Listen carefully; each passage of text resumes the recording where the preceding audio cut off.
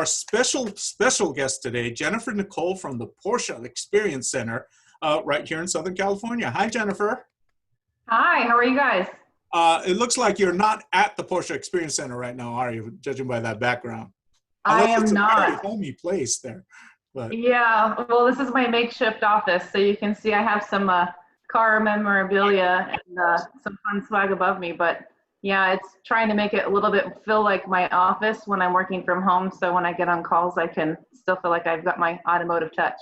awesome. Well, I'm going to let Taro, I'm going to hand it over to Taro to ask the questions, but you could pretty much, kind of tell us as you're explaining stuff, what the situation is there right now, during the whole Corona thing. So anyways, go ahead, Taro. Take it. All right, sure. Hi, Jen. Thanks for joining us. So, Yeah, it's so nice to see you. Yeah. So, Sam mentioned you work at the Porsche Experience Center here in Los Angeles. For any of you folks watching who live in LA, you've probably seen the Porsche Experience Center off the 405 heading, southbound. And the big dude with the flag. The big dude. Yep, the muffler exactly. man with the exactly. So you run that place. Let's start with that. What exactly is the Porsche Experience Center? The Porsche Experience Center, although we are not the first of its kind, we've had other experience centers that have been made all over the world. We're the only two in the United States, which is nice. Our particular facility is a 53-acre, what I like to call an adult Disneyland. And it consists of a whole driver development track. So it's not a racetrack, it's a driver development track. We'll get into that later because I know as we have mutual friends that work for me at our track, get to show drifting. And since that's so big in SoCal, it's really fun.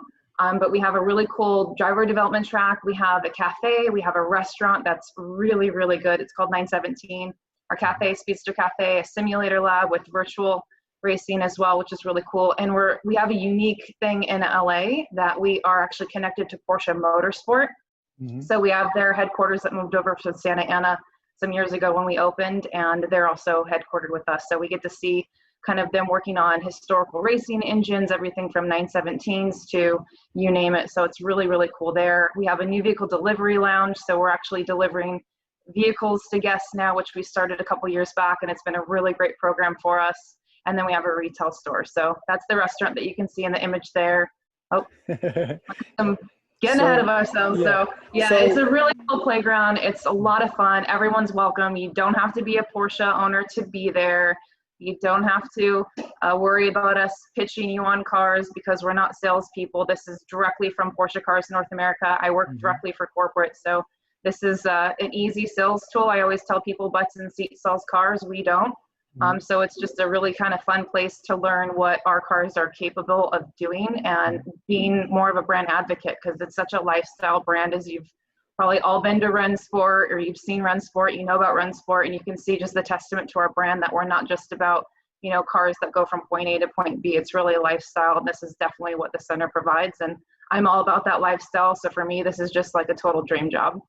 Yeah, for sure. Now, when did you guys open this place? Because I remember back in the day, this place used to be like a golf course, right? I remember right? Yeah, wasn't it a golf course? Golf course. I went there a lot. Yeah. Oh, cool. So yeah, it was a golf course. Before that, it was a landfill. So people, once it became a golf course, people actually golfed on it all the time, and it was a really popular golf course.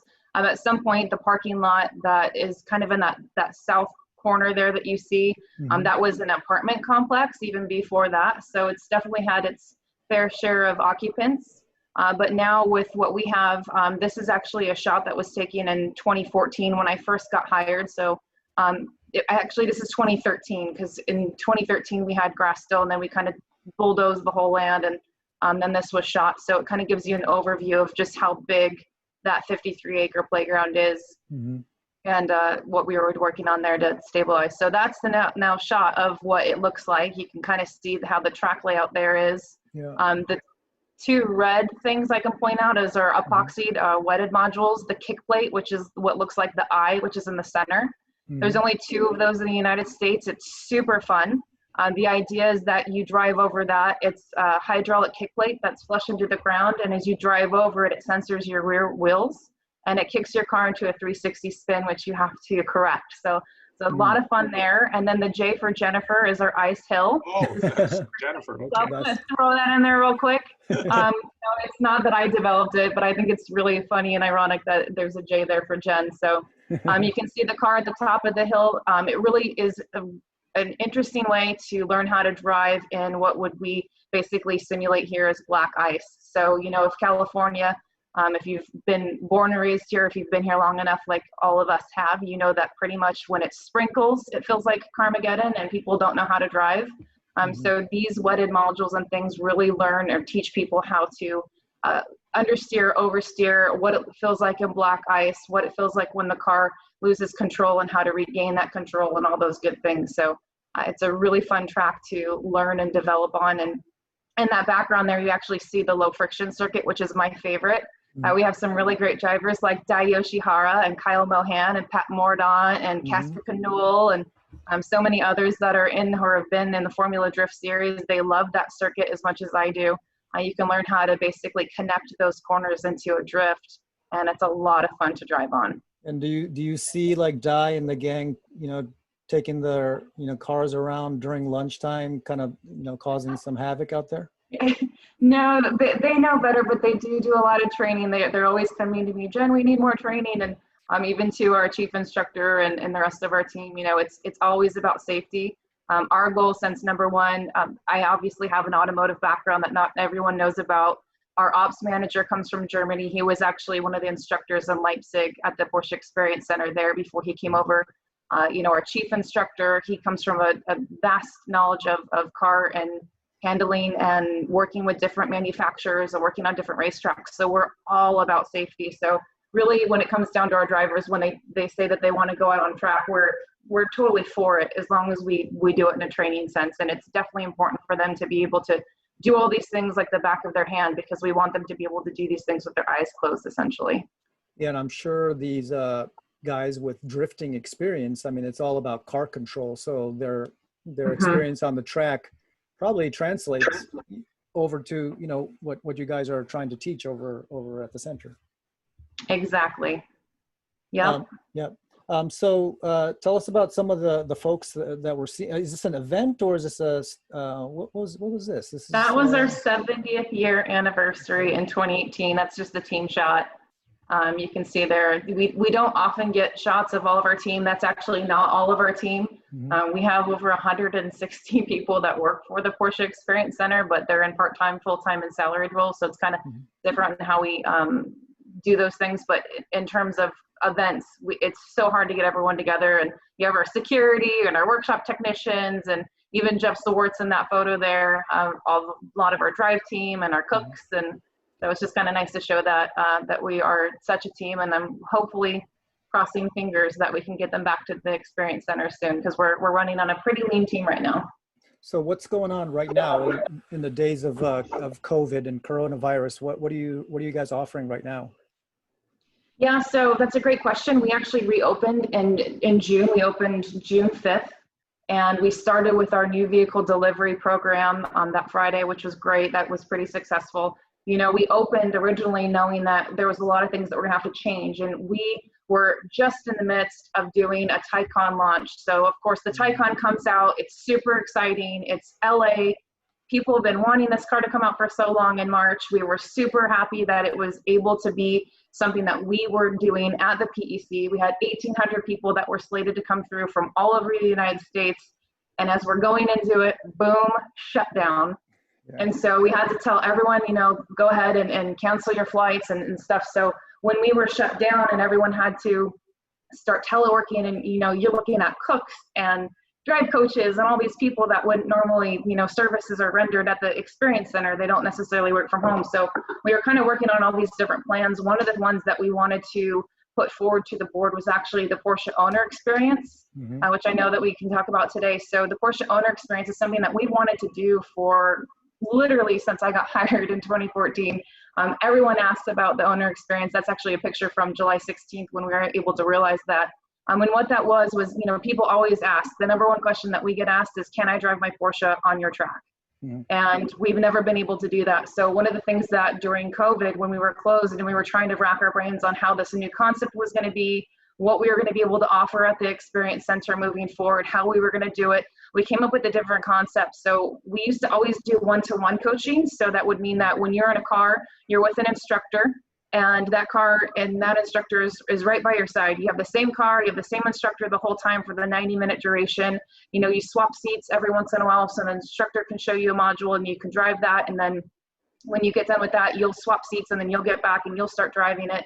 And so with COVID, we knew that we had to pull our instructors out of the car. So one of the first things that we opened up with was the 1-to-2 coaching, and it was a lead follow program. So that really helped us tremendously. So it's 2 different cars. And then we also launched with this Porsche Owner Experience program. So the Porsche Owner Experience is literally you driving your own car at the Experience Center, which has been basically sold out, which is awesome because we knew that would happen. We just needed to get it passed with our board to make sure that it was safe and legal. But we wanted to make sure that, you know, people that feel like it's safer to be in their own cars right now can be. So you see in this picture, there's cars in front.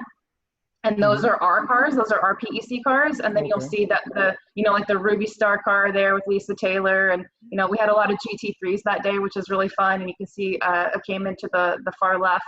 Jeff Churin was there. He's one of our greatest customers. He's in that really awesome oak green metallic car that he brought there. So Maritime Blue. We had a lot of PTS that day. I don't know why, paint a sample. But we always love that for pictures too. And so you can see them with their drive coaches. They did a lead follow program. It was super successful. And we've seen that every week since. Our team looks forward to it. We actually talk about it throughout the day about what cars are coming and what we have slated, whether it's a 993 or a 964.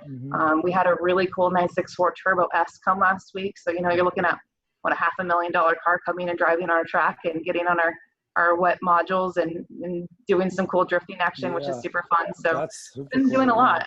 We've been super busy, and we're super blessed because we have, you know, such a crazy, awesome market for people who love cars in LA. So these are the types of things that we just super value being in the location that we are, that, you know, customers are looking for somewhere to get out. They're tired of COVID. They want a reason to get out, but also do it in safe areas and safe places. And so the Experience Center is one of those places where we can at least, you know, you can kind of feel normal when you come to the Experience Center. Obviously we have to wear masks and we have a lot of different safety protocols that we've put in place since, but for the most part, you know, we followed every guideline, and we want to make sure that people feel like they're totally safe when they come through, but still having fun. And, you know, at least in those 90 minutes that you're out there, you can kind of forget what's going on sometimes very easily.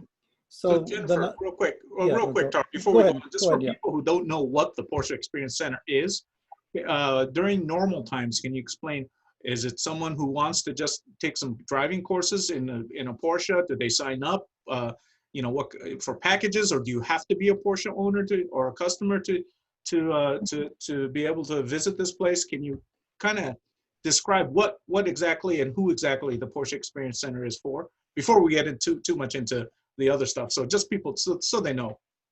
Yeah, no problem. So the Porsche Experience Center, again, you do not have to own a Porsche. You don't even know how to say Porsche right. That's fine. We'll take you in. We'll love you too. You know, the whole idea of the Porsche Experience Center too is to create brand advocates. And so, you know, when people come, they can really realize what our brand is. This picture here is the gallery when we opened up in 2016. You know, we wanted to show different models of our cars and history of our Porsche cars there. You can kind of see in the background behind that glass is Porsche Motorsport. So when people come in, they can kind of get that idea of what we're all about. So again, you do not have to own a Porsche. It could literally be anybody. And if you're a foodie, we actually have a lot of foodies that come in that really don't care about the cars, and that's fine too. We have an amazing chef and an amazing restaurant when we're open. That's me pitching the restaurant, that picture, before we were looking at the design of the restaurant. So yeah, the food's really great there. Yeah, so that's cool. There's Speedster Cafe that has sandwiches, and we have pastas and salads and stuff that we serve out of there. We have really amazing croissants that we bake fresh in-house every day. That's our tomahawk steak from 917. We're very well known for Porsche butter that's shaped like a 911 that you see on that black slated marble. So that's pretty neat. And then our pretzel buns, which are really, really good. And that's some nice fresh fish there and some other stuff. So, you know, a lot of foodies that just come and see us on Yelp or see us on Open Table and want to come through. And again, you know, you can just come there and have a great time, and it makes it really fun. So in terms of what we offer and driving, the way that our programs work is you just pick the car, Sam. So if you're, you know, obviously coming from your background, I would expect you would know less than a GT3 or a Turbo X or maybe a Turbo. But if you wanted to might be a drive little too much car for me, but no.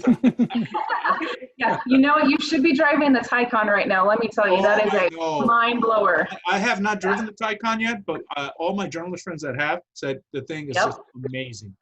So it is quite amazing.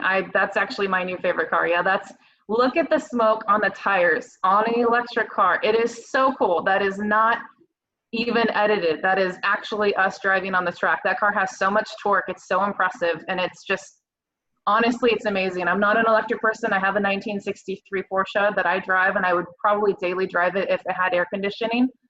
So my daily driver when I need the AC is a 911, but I would totally have one of those cars in a heartbeat. So if you wanted to come and drive that, you would choose the car. Different cars have different rates. And then you would go out with the driving coach for 90 minutes. And really the experience is about 2 hours in total, because that 90 minutes, you're really on track. You know, a lot of different driving courses that you can do, especially ones that are kind of fun or more entertainment purpose. Built driven courses will be more like the actual seat time that you get might be 5 minutes or might be 10 minutes. But this is an actual, you know, time where you're spending a lot of time in the car and you get the max amount of driving and driver's education for what we do, which is really nice. So so you offer them in 90 minutes only, or if someone says, hey, I want more seat time, so I'll pay extra and do, you know, we do, yeah. 3 hours, 4 hours, a full day, whatever. Yeah, and so when we first opened, we modeled our sessions after Atlanta. So the Atlanta Experience Center that's connected to headquarters, also super great facility. They have the same, like, you know, 90 minutes. So we did everything in 90 minutes, but then we had so many people that felt like they were learning so much, which is obviously what we wanted to do. They wanted to keep coming back. And so we saw the same people coming back over and over and over again. So we said, you know, what are we going to do? So we ended up basically, you know, Porsche Track Experience in Alabama, which used to be called Porsche Sport Driving School. They have, obviously you can get as far up as getting your racing license to go to the Porsche Track Experience. So we kind of wanted to bridge that gap just a little bit more. So the idea of that was, you know, not just doing a 90-minute introduction program where you could learn about the car and understand the dynamics of the car and understand where your, you know, talent runs out in a safe environment, meaning that, you know, like where your capabilities are and what your limits are. But then when you go to Porsche Track Experience, you know, you're doing the lead follow program. It's a much more fast-paced course. It's obviously at a racetrack. So trying to bridge that gap, we came up with different programs. So Accelerated was one of the programs that we have. It's a 4-hour driving program. It does get pretty awesome because you can do the TPA app. It's a track precision app. We actually do data, and we do that with one of our top-tier drive coaches. So, you know, all these coaches that have been with us since like 2016, those are probably more the coaches that you're going to come in alignment with when you go to this type of a course. It's going to be a higher level coaching, but it gets you to that point where it kind of bridges that gap more. So if you want to go to a racetrack, you don't feel so, you know, fish out of water if you've never been on a racetrack before. If you go to Porsche Track Experience, you'll feel pretty confident right out the gate, which is also really nice. And we do have a lot of people that do that. Now we don't have a day course, Sam. We probably will do a day course soon, but there's a lot of people that have actually done day courses with us where they just book back to back to back. We had a father-son last year that we actually took care of his lunch. We thought it was the coolest thing that a father-son came in. They came in from out of state and they literally did back-to-back courses for 2 days straight. Wow. Wow. They loved it, but they were very tired at the end of it. Absolutely.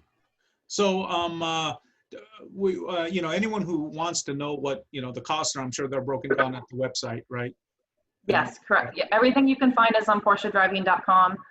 So same, you know, you can see Atlanta, you can see Porsche Track Experience, and you can see the Porsche Experience Center LA, which is the picture that we're looking at, the front entrance there. You can look at everything on PorscheDriving.com. You can actually book it on your phone. So we have a nice website where it has a mobile app. So if you just happen to be on your phone and you want to see, or you can also walk in too. We always accept walk-ins. We just can't promise that we will have a slot available. Okay, you know, I have to ask this, Jennifer. What if someone bends one? You know, it doesn't happen often, thank God, and I'm Or going to it knock doesn't, but there are, you know, I've been to many track days and tracks where these people think they're a lot faster, they have a lot more talent than they actually do. on. I know. Bad things happen. I just love that the question comes from a former editor. And not me, not me. Yeah. So, good question. We do have a damage waiver that we offer everyone. So the damage waivers is actually only $50. It limits your liability to $2,000. If you don't do that, then your liability would be $10,000. I always recommend it to friends and family. It could be something simple as you're on the low friction circuit and you drop a wheel, and people don't realize that our wheels are expensive. So, you know, that could be your $2,000 deductible right there. So it's, you know, $50, and it gives you much less of a headache, so you can actually go out and have a good time and not stress so much about it. But we haven't really had any bad incidents or accidents. And, you know, again, safety is our #1 priority. So we make sure that our instructors are fully capable of getting into a car and, you know, taking somebody and making sure that they feel confident when they're behind the wheel as well. Because up until COVID, they were inside the same car that the customer was driving. And so I know that, you know, that's stressful as a drive coach, especially when this is a country road. This isn't a racetrack. They're not wearing helmets. They're not wearing driving suits. There's no roll cage. So it's really about making sure that everyone feels super comfortable. And, you know, I think that also too, you know, the misconception of the Experience Center is that it's a racetrack, and everyone talks about it being a racetrack, but you're not always going really super fast. I mean, when you're learning to do understeer and oversteer in, let's say, you know, our kick plate, you're only going 20 to 30 miles an hour. So, and you can see how wide that stretch of asphalt and epoxy is and where the kick plate is. So again, it's, you know, all about being super safe in a very controlled environment, so that way you can step out of your comfort zone, but do it in a way where it's, you know, if you do spin out or something happens, you know where your talent runs out, we'll say, but you'll find where those limits are, not only for yourself, but of your car. So that's also a really, you know, great thing of why we always tell people come to the Experience Center. I mean, I've put people through this, like I would put my grandmother through this if she still had her license. I think it's really useful for everybody.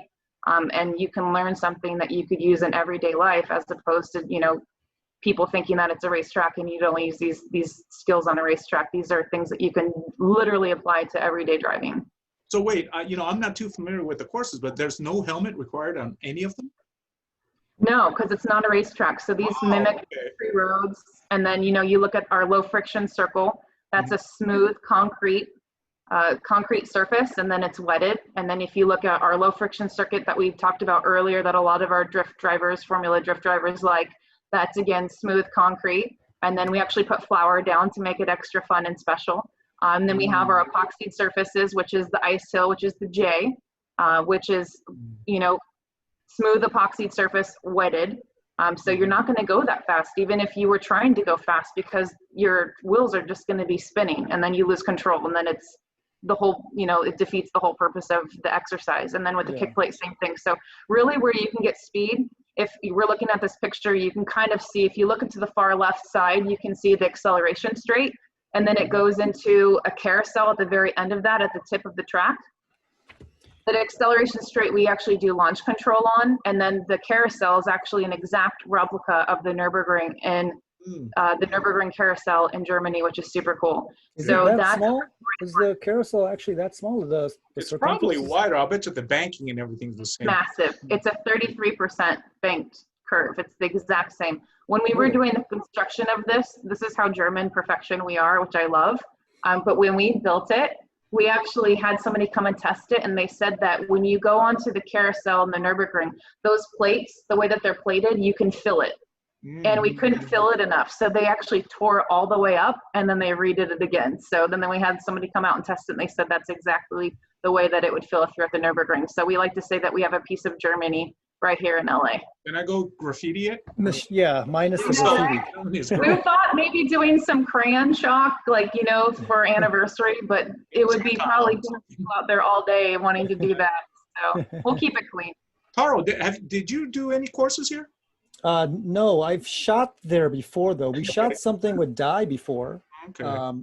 Di's picture with Jennifer keeps on popping up here, but Jennifer, is there a something with Di there before. Nice little deal for GT Channel staffers to take a course there, or? You should come. Do you see Tara in the background there? Do we have to pay the full pop? That's me in the background. That's you in the background. Trust me. You're looking at this picture, Taro. No one would see you. No one will give me that. Jennifer. So. No one will give me the special GT That's how channel. young Guy and I were when I was trying. That's actually when I think I just got the job with Porsche, and I came to, or maybe I was ending with ID agency. I'm not sure, but I remember that event because it was the first event that I had gone to in years that I'd been doing Recaro events, and it wasn't an event that I had done. And you guys were there, and it was always good to see you guys. But for GT channels, yeah, okay, go back to GT channel, yeah. 20% off right now for all SoCal residents. So, you know, when we were talking about you guys coming, we'd love to have you. It's 20% off. Porsche never does discounts. I always tell my girlfriends it's like Chanel or like Burberry. Sam, I see you wearing something Burberry. So they don't typically don't do discounts. But in terms of right now, we're doing 20% off for all driving or simulators, and it would be a great time for you guys to come out. But I would love to have you guys come out too. I'd love to go and take you for a drive. Nice. So did you know that you would be heading this place when you first got the job? What was your, did you already know that, or what you would be doing with Porsche? No, so I kind of say I dated Porsche for a while. As you know, Tara, we met a long time ago when I was at the ID agency, and I had clients like Recaro, Brembo, Ducati, Pirelli, all the mix there.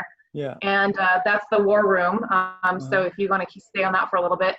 So what happened is that I went on my own, and then I started working for Ferrari. So I decided that I wanted to actually go into media. So I thought I could get more media contacts if I was working with the racing team. So I went to Scuderia Corsa.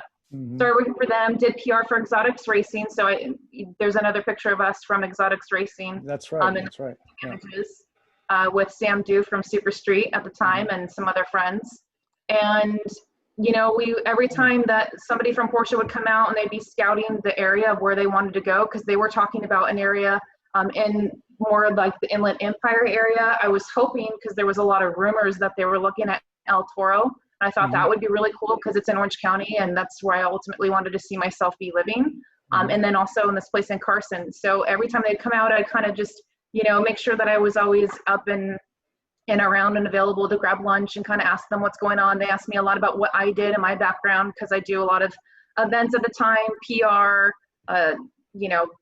all sorts of stuff, spokesmodels for stuff, and creative marketing and management with all the Recaro ads that we did for, whether it be for print or programmatic, and kind of had just a different various backgrounds. So it ultimately meant that I would interview for the event sales and marketing manager position.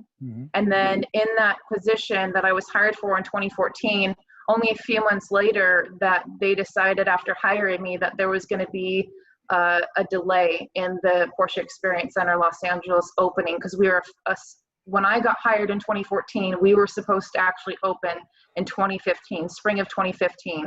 And if you remember right, the auto show in 2014, Detlev von Platen, that was the auto show in that month of November that he had stated that we were going to be opening, and we didn't have a set date. He didn't have that set date yet. But when we got out of that, and we were just literally about a week after, we got this setback. So it was originally, LA was supposed to open first, then Atlanta, and it ended up being that Atlanta would open in May of 2015, and then we would go a year later and open, which ended up being November of 2016. So in that time frame from when I got hired, I ended up moving to Atlanta for what I thought was going to be 3 months working out of a hotel, ended up being a year and a half. Yeah, I remember you lived there for a while. Yeah. Yep. And so what happened was during that time also, because I was hired, there was only 2 people that were on the job that were specific to LA. And so in that time frame, we had a construction project manager from Germany that was doing stuff. And long story short, everyone had basically left. It was just me that was left for LA. And I took it as like, hey, I'm single. I have no kids. I can just literally grind this out and show what I'm capable of. And it was tough because I left my car behind, which, you know me, I'm like, love cars. I left my friends, my family behind, but I knew that this was the right move for me because I felt like I could prove that I was worthy of doing something a little bit more than what I was currently doing. So this is the war room. This is actually the office that I took in Atlanta. And on the walls there, I mean, literally all the branding and all, you know, the blueprints are on the far left. You can see like all the furniture that we are working through. It was the funnest time, I have to say, of my life, and of any job I've ever done. The opportunity that Porsche gave me and a very small group of people. Zarnowski was our agency that was working with us. They do all of our auto shows. They do Monterey Car Week with us as well. They do a lot of exhibits with us and LA auto shows and auto shows in general. We really worked together and did something super special. And we're the only PEC up until this point that had not gone with that black, red, gray, white, you know, kind of motorsport, very Porsche theme. Mm-hmm. And the argument there was that, you know, I was born and raised in LA and I love cars and I grew up in car culture and I had a car before I could drive it. And I said, we have to do something different. We have to differentiate us between dealers and corporate. We want this to be a second home. You know, the idea and vision was even GT Channel, if you guys wanted to do your meetings, that you would come and have a cup of coffee, or you would get inspired by coming to Speedster Cafe, or, you know, having lunch in the restaurant and looking at that Porsche butter and, you know, finding some type of inspiration there. And so that was really what it boiled down to. So I worked on all of that. And then in 2016, that's the ramp up. So that's a bunch of Post-its working with how we're going to do it. Because I think that when you take on a project like the Experience Center and you have a year out and there's nobody on a team, and I didn't have facility background, security background. So I met with all of these individuals, and that was literally another war room that we used, and we put out kind of our timeline. And then I took those Post-its that everyone gave me their input, put them into a PowerPoint, because we love PowerPoints in corporate world. And then we just stuck to that timeline and we gave our board updates on what was going to happen. And so that was ultimately how we made it happen. You know, like, when do we hire security? When do we hire facilities? And when do we hire drive coaches? And then, you know, like, how do we start marketing? Because I was originally the event sales and marketing manager. And then when I got the nod in 2016 for becoming the manager, that was in April. And then we ended up doing a soft opening in October. So between April and October, we were just literally going crazy. And we had a hiring frenzy of, you know, we needed to basically hire 75 people in about 3 months. And that was really crazy and super fun, and didn't get much sleep. But I didn't really get much sleep in Atlanta either, going back and forth between LA and Atlanta for as long as I did, making sure that the project was the way it was. So that's why this project is just so near and dear to my heart, because it's something that, like, literally blood, sweat, and tears were in. My apartment looked all Porsche. It was renderings of what 917 could look like in Speedster Cafe, and anyone that came over were like, okay, is this a guy's apartment or or what? Because I had cars everywhere on my coffee table, and I was trying to figure out, you know, like, what inspiring things that would be. And but you know, it all worked out. Well, that's great to be able to, like, build that from literally, you know, dirt ground up, right? I mean, it's got to be really special. It is, and it's a great place, and it's just so nice that the community is so welcoming, and, you know, people that are not even, you know, I come from a JDM background. My first car was a Honda Prelude, then I went to a 350Z, and then I got my first Porsche, the 981 Boxster. And so, you know, everyone in car culture starts somewhere, and it's just such a cool hub for people to come. And again, you don't have to love Porsche to come, but it's just a great place to go and have fun and just be with other like-minded enthusiasts. There's your baby right there, right? That's my baby. Yep. So tell us about this one. I mean, how did you rebuilt? Well, you bought it. It didn't look like that when you bought it, right? Okay, so so not everyone knows this. This was my first car. Okay. So I've been obsessing since I did a launch back when I worked for the ID agency. There was it was called Sanctioned Car Care. If you remember that with Cartoon. Yeah. So we launched it, and this guy brought a Speedster to the photo shoot, and I took a picture in it, and I sent it to my mom, and I said, one day I'm going to get this. I don't know if my husband's going to buy it for me. I don't know if I'll be able to afford it, but I promise you this, I will have that car. And so funny enough, I never thought I could afford it. And then fast forward years later, I'm working for Porsche. Again, I'm on Haggerty all the time. I'm looking at Hemmings. I'm looking at Bring a Trailer. And I'm constantly looking at, you know, the 356s and what the cost goes for. And so my friends knew that I was looking for one, but I didn't want to say anything to a lot of people and make a big thing about it, because I just didn't know if I could afford it. So I figured what I could do, My dad's retired. He's a fireman. He's been retired for some time, and we like to do things together. So I'd said, why don't we get a project car like this? That's the one that we found. My friend found it out of a barn. And Bull Run friends of mine that found this said, look, we're going to give you a really good deal on this. It's a really cool story that you and your dad are going to make this car work. So if you look at the kind of the interior of the car, it was pretty bad. I called my dad. I said, Dad, I don't know if we can do this. You know, I called Rod Emery, who I'm super close to. He's like a brother to me. I said, Rod, I'm going to FaceTime you. You know, Rod's like, I don't know, where are you at? And I said, well, here's the thing. The Cardex on this car is Smyrna green. And if you look up Smyrna green, and I knew because I talked to Pat Long, I said, Pat, have you ever had a Smyrna green at Lufkakul, the air-cooled car show that he puts on? They hadn't had a Smyrna green. I knew it was a very rare color for Porsche. It was only made in 63 and 64. So I feel like the story of this car came from Competition Motors when it was first sold, which is in Los Angeles. If you know about Competition Motors and all the Hollywood celebrities at the time, James Dean, they all went through Competition. Competitions has also my lucky number 38 as part of their address. So I'm like, everything was lining up except for the fact that this car was a POS. And so I said, Dad, are you good with that? And he's like, that's fine, we'll do it. So I bought the car. I came home, and about 2 weeks later, I got a call. My friend said, look, we thought that the floor of this car was super solid. You know, it looks pretty rough now, but if you took out the stuff and we, you know, rewired the car and we did this and that, we were thinking it was going to be maybe all in like 40 or 50,000, which would be bringing me up to a total of like 85,000. And what ended up being was when I got the call, I had to put Rod on. I was like, Rod, help me out here. He goes, that's going to be like $120,000 to $150,000 bill. And you're probably not going to see that car for 2 years. So I said, ugh. Yeah. So what happened is I got all excited. You know, I only owned this car technically, and I owned title on it because I bought it outright with cash. So I owned my first 356. That was the car. And then in the midst of that, I had bought a license plate frame that I had saw on another friend's car. And it said, let's play my Porsche. And he said, these plates, you know, if you want to try and go find an old Brumos plate, or if you want to try and find a let's play my Porsche plate, or Competition Motors, if you try and find those, usually at like the lit shows or certain Porsche events, you can find them, but they go anywhere from like $50 to $200. So it just so happens that, again, my lucky number came up. I paid $38 for my license plate frame. Probably shouldn't say that online, but I did, because it went at the lit show for $200 like in February. But I bought that, it came, and just a little speck of that license plate had Smyrna green on it. So again, I'm like, oh my God, I'm supposed to have this car. So I called Rod, talked to Rod. Long story short, he said, hey, you know what, if you put it out there in the universe, you'll get your Smyrna green car. This wasn't the one for you. It was too much work.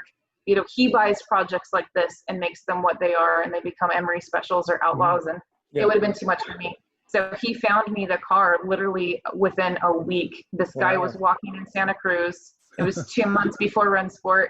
He sent him a picture of the car, and he said, hey, do you have any, you know, use for this car? This guy had like a 99-cent for sale sign on it. And Rod said, give me the number now. I'm actually looking for that. Is that Smyrna green? The guy said yes. And so I tried to get a hold of the guy, and we thought for sure it wasn't going to be a good car. And I got up to Run Sport.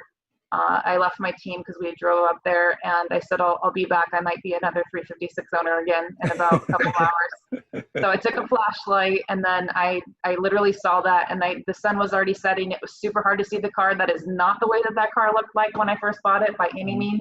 It definitely needed some TLC, but I knew that looking at that and giving Rod a call, and he said, buy it. And he gave me a contingency as well. He said, if you don't like it when you drive it, I'll buy it from you, but you need to buy this. Well, that's good reassurance though from Ron. I know, right? Well, I told him, I go, it has all these records. I mean, I have this literally inch and a half book that has records of that car dating back to 1998 when it was originally restored and it was repainted. But there was no accidents on the car. It's a clean car. And the owner he had a hip replacement and he had other stuff, so he couldn't drive that car anymore, which is why he ended up selling it to me. But it was just one of those cars that wasn't really driven a whole lot. He probably drove it on Sundays, and he drove it very low in miles when he had a new engine redone to it. So you know, it's just like the perfect car. But looking at people that had worked on that car, if you know Jack Staggs, you know, he worked on the car, Rod's worked on the car now. There's just a lot of people that date back, and you can look at some of the old service records from 98 where 99, 2000, you know, before some of the greatest people that have worked on Porsches have unfortunately passed, but they literally, there are records of them working on my car, which is super cool. So it's a really cool history. That's awesome. James, do you have any questions for Jen? You've been kind of quiet. Yeah, no, I just wanted to hear more about the morning shift, which you guys host. Oh yeah, great question. Yeah, so that's our aerial shot of morning shift. You can see it's pretty packed. The only parking lot spots that are available on that far right side are actually those that we cone off for our driving programs. Morning shift is our first Saturday of every month. Unfortunately, we obviously with crowds now, we do not want to have a morning shift just to be safe and not have crowds. But this is what a typical morning shift would look like if you were to come to a Cars and Coffee. They're really, really great events. We usually do a theme around Cars and Coffee. I think this one in particular it looks like it was a PTS, a paint to sample day. So what you can see on that walkway, which is like that long cement walkway, anytime we do a feature car, we let them stagger and park on the walkway. So, and they'll have a little featured sticker that they can go in the car, or a featured piece of paper to let us know that they're a featured vehicle for the day, which is really nice. And then all the cars can kind of park around it. We are averaging, before we closed for COVID, over 700 people every time we do a morning shift, which is super, super cool. And we get everything from, you know, Ford GTs and Carrera GTs and 918s, your supercars, to project cars we've had come through. And, you know, it's just really nice because, again, it's about the community. And I go to Crystal Cove and Mulan and Enderley and all the car shows when I can, when it is available for me, if I'm not at the PEC. And it's just really nice to see that, you know, this is obviously very Porsche centric because we're at the Porsche Experience Center, but it is really nice to see, like we did an off-road day. We did an overlanding day and earlier this year, and we had the whole Toyota club come out, and they actually brought their tents, and they put their tents like their SEMA cars. And, you know, some people even had like their own tap machines that were coming out of their trucks, and just the coolest things, you know. And it's like, we love to see that. It's really nice when we get to see that. Or, you know, the Range Rover Club had came out, and they brought the Bentley Club they've come to the Porsche Experience Center, and they brought out just some of the oldest, rarest Bentleys that are so incredible, and it just draws such a cool crowd around them, and it's super fun. So I really, really hope that we can open morning shift again soon. It's my favorite thing to look forward to of the month. And obviously I work there. I'm a little bit biased, but I just love the people that come, and I love talking and connecting with people that come there because they're always, you know, it's always a positive thing to come and see. And, you know, we're dog friendly as well too. There's a lot of people that have their dogs in the parking lot and bring kids, and, you know, it's kind of all walks of life that get to come and enjoy this. And that's really what it's all about. It's very family oriented. That's great. That's great. So you don't have to own a Porsche to go to morning shift then. That's great. Yeah. No. Yeah. And when we did a mid-engine day. So imagine how many automotive manufacturers have mid-engine cars. We let them park as a featured car on our walkway. So it's not just Porsches on our walkway. Now, when we do 356 day, and that's going to be, of course, a Porsche day. But we've done transaxle days. We've done convertible days. We've done electric days. In March, right before we closed, we actually did an electric love day, so everyone could show their love for electric cars. And we had i8, you know, BMWs there, and we had Teslas there, and they were parked on our sidewalk. And we actually gave free demonstration laps around our handling circuit with our Taycan. Wow. We did over 500 laps in between that morning shift. Yeah, people loved it, which is super cool. Well, that's great. So yeah, you guys should definitely come out. We'd love to have you. Well, if you do rear engine day, I think that'll probably be a lot of Porsches there. Yeah, we try and do, you know, we'll do like a 912 day. We wanted to do 912 day. We still will.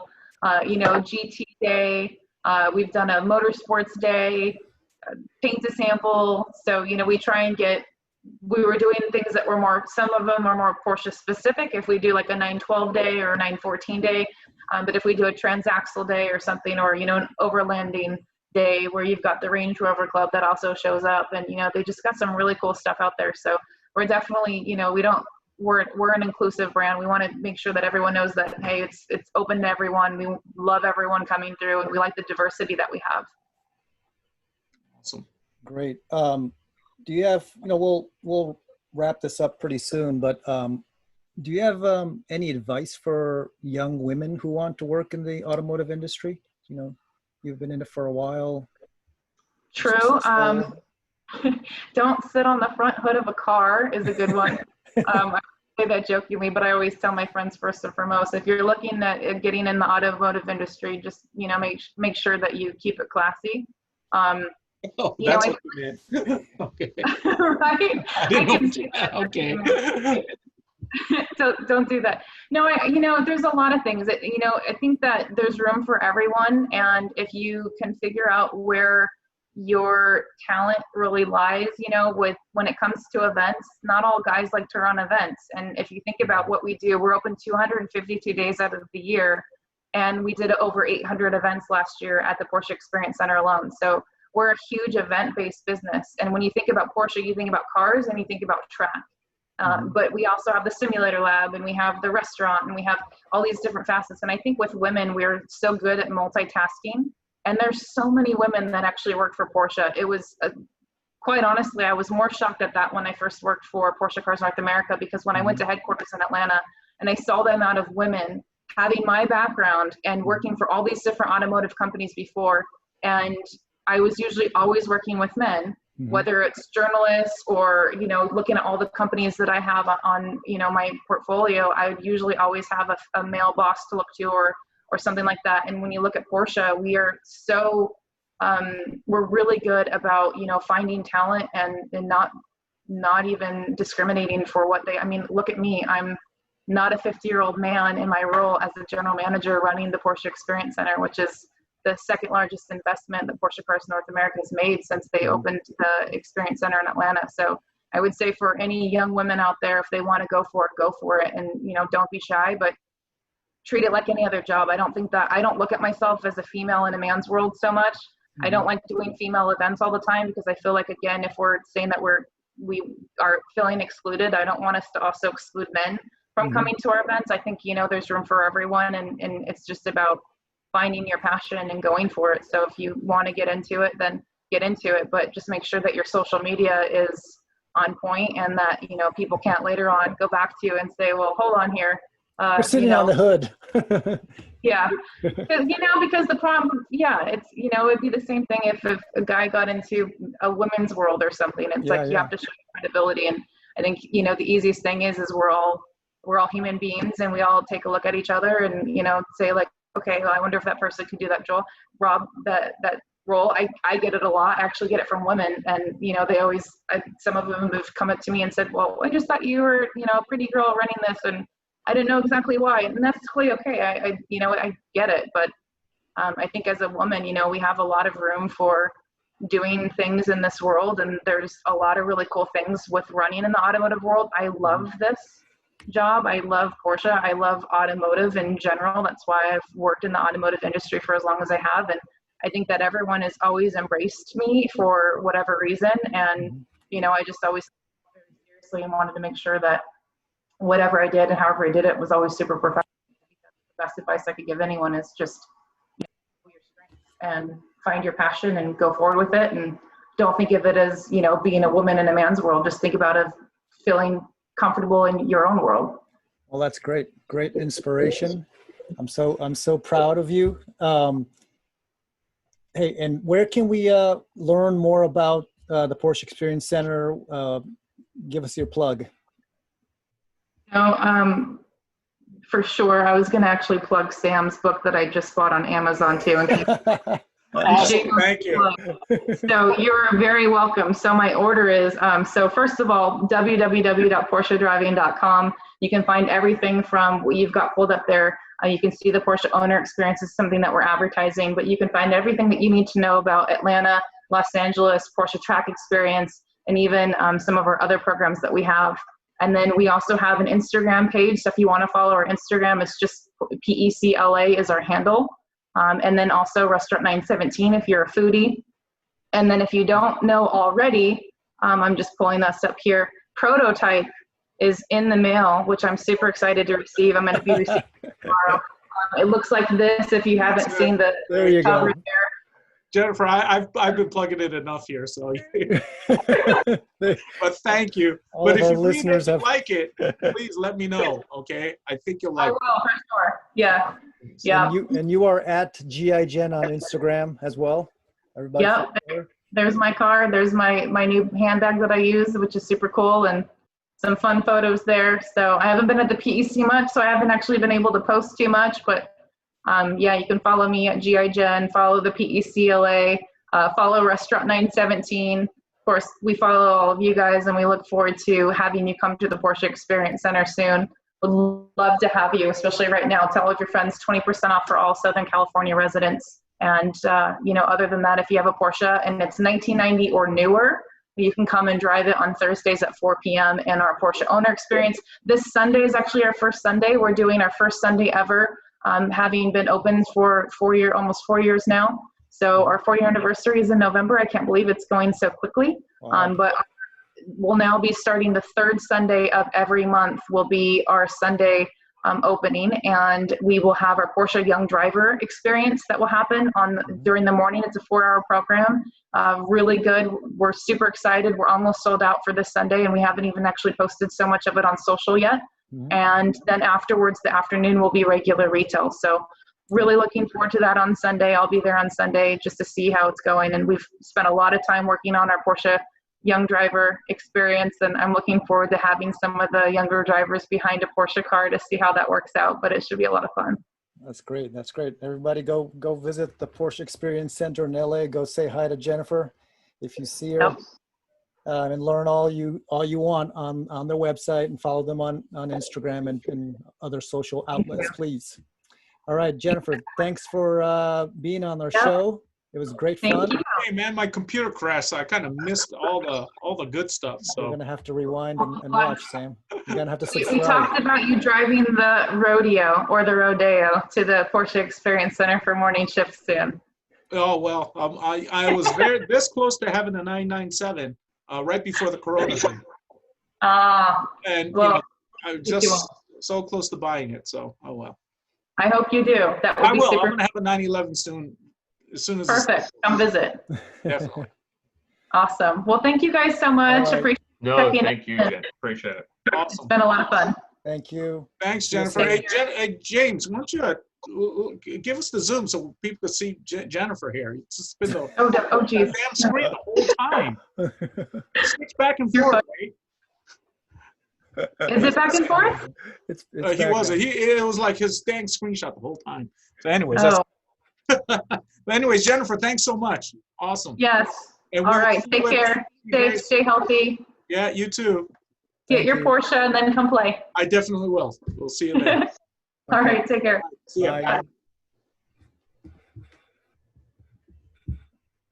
All right. Dude, my freaking computer crashed hard. When you say your computer crashed, Sam, does that mean you had to go to the bathroom? Is that what it's a It was euphemism long. for? I mean, My it computer No, went on for a crashed. long because time. I have to restart it, and then it takes forever to restart. So yeah, it might be time for a new computer here. The Maybe Zoom, you should get 2 computers, Sam, before you get that new Porsche and obviously your I'll get island in a computer Hawaii. and a Porsche. The prices are a little different. But you know, I mean, before we get into it, we just talking Porsches. You know, I mean, she mentioned the 912. Wouldn't the 912 be an awesome Porsche to bring back again? Because I mean, the 911 right now is the price is getting up there. You know, it's Yeah. over $100,000. You used to be able to get a 911 for, you know, about 60 grand, a Carrera 2. So it'd be great to have a car that looks like. I mean, what do you guys think? That looks like the 911. Mhm. So you want to put Smaller engine or something. You want to put a Golf engine in Yeah, maybe for about 60,000 or 70,000 bucks. I mean, I would buy it, you know, Well, why don't you just buy a Boxster, Sam, instead? because I like the 911. Well, then you buy the 911, right? So the Boxster, you could always get a Cayman if you want to split the difference. Well, then I would buy a 912 if they had it. But why would you have a 912 when you've already got the Boxster and a Cayman? I don't have the Boxer and Cayman. But Porsche does. Yeah, I know. I but think the 912 would be kind 911's of a a 2 good. plus 2. That yeah. shape, you know, you kind of want, you know, I mean, it's, you know, it's. I think it's a good, I like the 912. good middle ground. You know, I like because the 912. like I think It a hasn't been starter. around for ages, but yeah, I like the 912. Well, like a starter Porsche, right, would be like a Cayman or a Boxster, right, basically. But if a you Boxster, want, probably, yeah. right? Yeah.